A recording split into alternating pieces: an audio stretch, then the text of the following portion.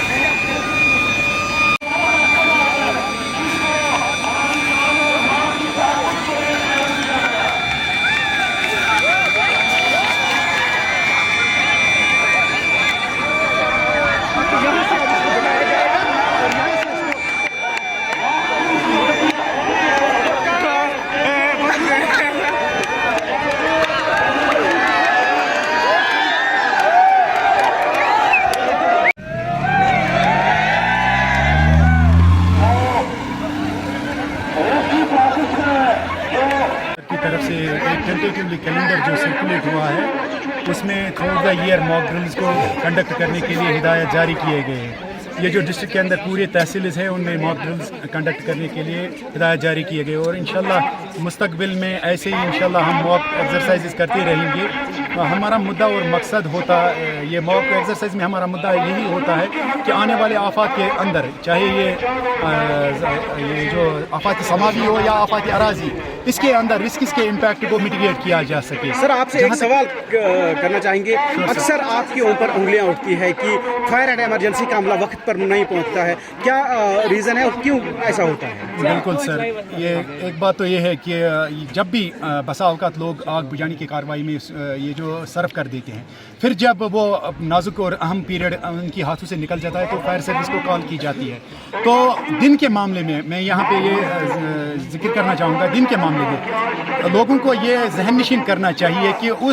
जिस nearest fire station को वो कॉल करते हैं सर, उसको एक फासला तय करना पड़ता है और उस फासला तय करने के दौरान उनको कई सारे ऑर्डर्स, बैरियर्स और कई सारे चैलेंजेस से गुजरना पड़ता है। और आए दिन आप देख रहे हैं क्या ट्रैफिक की कितनी कंजेशन हो रही है। और साथ साथ में ये भी यहाँ कहना चाहूँगा कि हमने